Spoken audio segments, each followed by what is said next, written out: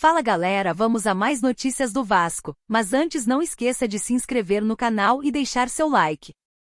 A partida entre Vasco e Grêmio pode marcar a primeira vez que Payet e Coutinho serão relacionados juntos. Com isso, a expectativa para o jogo de domingo às 19 horas na Arena Condá em Santa Catarina aumenta ainda mais com os torcedores, assim como a dúvida: os dois jogadores atuarão juntos? Para a torcida vascaína, pelo menos sim. Em votação no Você Escala do GE, Coutinho e Payet foram escalados juntos.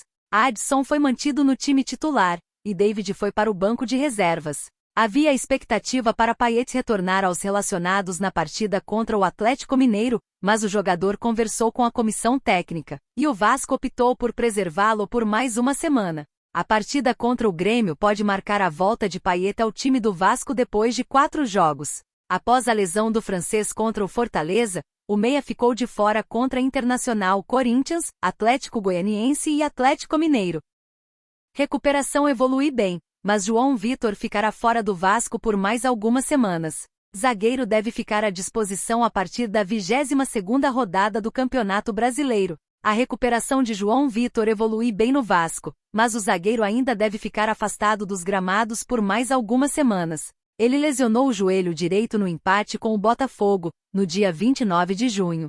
O tratamento continua de acordo com o que o departamento médico do Vasco planejava. A previsão para este tipo de lesão é de até 6 semanas fora. João Vitor já está começando a fazer trabalhos no campo, mas praticamente sem toque na bola. A melhora é considerada rápida. De acordo com o prazo, João Vitor tende a ficar à disposição na 22ª rodada do Brasileirão, contra o Fluminense, ou no jogo seguinte, diante do Criciúma. A relação do zagueiro dependerá muito mais das condições físicas, última fase da recuperação, e poderá acontecer antes mesmo do clássico, considerando as avaliações e a evolução nestas últimas etapas. Sem João Vitor, a dupla de zaga titular do Vasco tem sido Maicon e Léo. Rojas e Lincoln também já foram utilizados pelo técnico Rafael Paiva. O desfalque ligou o alerta e fez a diretoria dar prioridade à contratação de um zagueiro nesta janela. O clube consultou alguns nomes e tem negociações em andamento. A busca é por um jogador com status de titular para jogar ao lado de João Vitor. Até o momento, o Vasco contratou 4 reforços, um volante, um meia e 2 atacantes. A disputa da 18ª rodada do Campeonato Brasileiro 2024 apresentou resultados que mexeram com a configuração da tabela de classificação. Basicamente, só o topo da tabela se manteve com os 3 primeiros colocados, Botafogo, Palmeiras e Flamengo, que não mudaram de posição. Fortaleza e Corinthians foram os maiores beneficiados na rodada, com o Leão do Pici entrando para o grupo do G4 e o Timão deixando a zona de rebaixamento. Corinthians subiu para a 14ª colocação com a surpreendente vitória contra o Bahia por 1-0. O Corinthians subiu 3 posições. O jogo contra o Tricolor de Aço marcou a segunda partida do Alvinegro Paulista sob o comando de Ramon Dias, ex-técnico do Vasco, que parece estar tirando aos poucos o Timão do Calvário de permanecer na zona de rebaixamento, na qual estava há 8 rodadas. Acredito que Ramon Dias está atacando os pontos corretos para iniciar a formatação de uma equipe mais segura. A fragilidade defensiva e a facilidade dos adversários chegarem à defesa corintiana eram as falhas mais latentes. E aparentemente o Timão está conseguindo ser minimamente competitivo, mesmo apresentando fragilidades estruturais importantes. Atlético Mineiro. O Atlético Mineiro, após início de trabalho promissor com Gabriel Milito, passou a sofrer com desfalques no elenco devido a diferentes razões, inclusive convocações para a Copa América. As ausências prejudicaram a performance coletiva e foram decisivas para que oscilações acontecessem. Com o final da Copa América e retorno de alguns titulares, o padrão coletivo parece estar sendo retomado aos poucos, e a vitória sobre o Vasco ocorreu com até relativa facilidade. O Galo está utilizando o estilo ofensivo de jogar, com a posse de bola e a qualidade do meio-campo sendo o ponto central do seu esquema tático, e ocupa a 10ª posição na tabela de classificação. Fluminense. O Fluminense é o case de maior incógnita do futebol brasileiro na temporada, pois tem bom elenco, que conta com jogadores de qualidade. Mas após a conquista da edição passada da Libertadores, começou a apresentar problemas defensivos importantes que acabaram por aniquilar o trabalho de Fernando Diniz.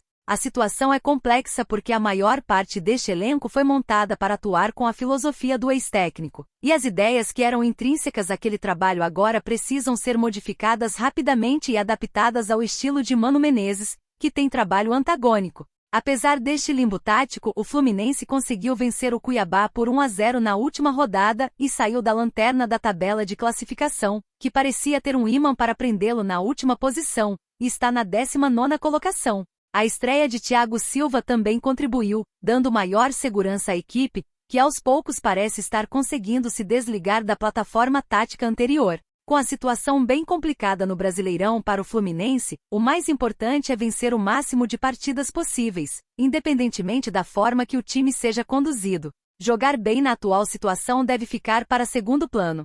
Vasco perdeu 2 posições. O Vasco vive um bom momento sob o comando do interino Rafael Paiva, após a curtíssima passagem do técnico Álvaro Pacheco. A tranquilidade que Paiva trouxe à equipe foi capital para a ascensão do time na tabela de classificação, que já era dado como um dos candidatos ao rebaixamento. Nesta rodada, o Vasco caiu para a 11ª posição, pois foi derrotado pelo Atlético Mineiro, após sequência de 4 vitórias consecutivas. Nessa janela de transferências, o clube repatriou um dos ídolos da sua história recente, o atacante Felipe Coutinho, que fez sucesso na seleção brasileira e em clubes europeus como Barcelona e Liverpool. Além de Coutinho, também trouxe outros reforços, como o meio-campista Souza e o atacante Alex Teixeira para qualificar o elenco. Apesar dessa melhora recente, acredito que grande objetivo do Vasco nesta temporada ainda seja permanecer na Série A.